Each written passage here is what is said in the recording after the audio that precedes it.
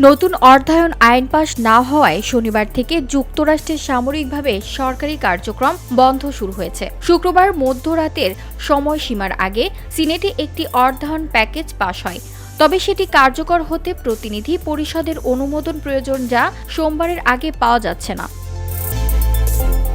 ৭১ থেকে ২৯ ভোটে সিনেটে পাশ হওয়া এই প্যাকেজে ৫টি দীর্ঘমেয়াদী বরাদ্দ বিল অন্তর্ভুক্ত রয়েছে। পাশাপাশি অভিবাসন প্রয়োগ সংক্রান্ত আলোচনার সুযোগ দিতে হোমল্যান্ড সিকিউরিটি ডিপার্টমেন্টের অর্থায়ন ২ সপ্তাহের জন্য বাড়ানোর প্রস্তাব রাখা হয়েছে।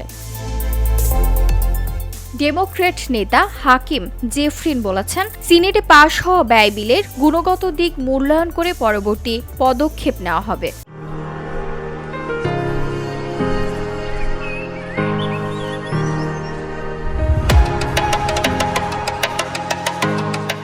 তিনি বলেন, আইসি ও ডিএইচএস এর অন্যান্য সংস্থার কার্যক্রমে মৌলিক সংস্কারের একটি স্পষ্ট ও বাধ্যতামূলক রূপরেখা ট্রাম্প প্রশাসনকে উপস্থাপন করতে হবে।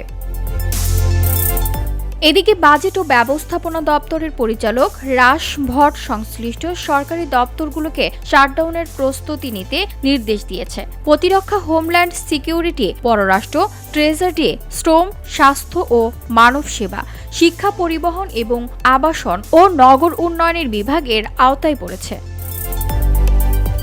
তবে হাউস যদি আগামী সপ্তাহের শুরুতেই বিলটি পাশ করে, তাহলে এই শাটডাউনের প্রভাব খুবই সীমিত থাকবে বলে ধারণা করা হচ্ছে। এর আগে গত বছর ৪৭ দিনব্যাপী শাটডাউন দেখেছে যুক্তরাষ্ট্রের প্রশাসন।